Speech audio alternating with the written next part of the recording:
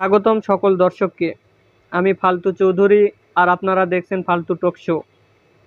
আজকের বিষয় হলো ব্যাচেলার পয়েন্টে তৌসিফ মাহবুব নেহাল চরিত্রে ফিরছেন। আজকে আমাদের সঙ্গে আছেন বিশেষ অতিথি, যিনি একাধারে চিন্তাবিদ, যুক্তিবিদ, ফিল্ম পরিচালক, নাটক পরিচালক এবং অসংখ্য গুণের অধিকারী জনাব বেকুব চৌধুরী। এই যে নেহাল চরিত্রটি আবার ব্যাচেলার পয়েন্টে ফিরছেন, এ বিষয়ে আপনি কি বলতে চান? ধন্যবাদ আপনাকে। খবরটি শুনে খুব টেনশনে আছি। টেনশন কেন? নেহাল ফিরে আসছে তো খুশি হওয়ার কথা। খুশি হয়েছি, আবার ভয়ও পাইতেছি। কারণ ৩ আর ৪ সিজনে নেহাল নাই।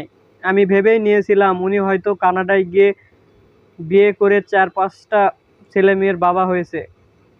হঠাৎ করে আবার ঢাকায় আসতেছে, তাই ভয়ও লাগতেছে এবার কি করে কাবিলার সাথে যুদ্ধ করে নাকি। তাহলে কি আবার কাবিলা, হাবু, নেহাল, শিমুল ও পাশার মধ্যে নতুন করে ঝামেলা শুরু হবে? অবশ্যই। কাবিলা তো এখন রোকেয়াকে নিয়ে ব্যস্ত, হাবু ভাই খাইতে ব্যস্ত, পাশা আর শিমুল তো আন্ডারওয়ার্ল্ডের ব্যবসা নিয়ে ব্যস্ত। এই অবস্থায় নেহাল আসলেই শুরু হয়ে যাবে নতুন করে ব্যাচেলার যুদ্ধ। তাহলে আপনার প্রেডিকশন কি? নেহাল ফিরে আসায় দর্শকদের কি মেসেজ দিচ্ছে?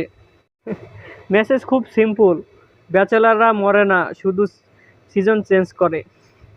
ধন্যবাদ আপনাকে। আশা করি ব্যাচেলার পয়েন্টে নেহাল চরিত্রটি ফিরেই নতুন কোনো কাণ্ড ঘটাবে। আপনাকেও অসংখ্য ধন্যবাদ আমাকে এই অনুষ্ঠান আমন্ত্রণ করার জন্য।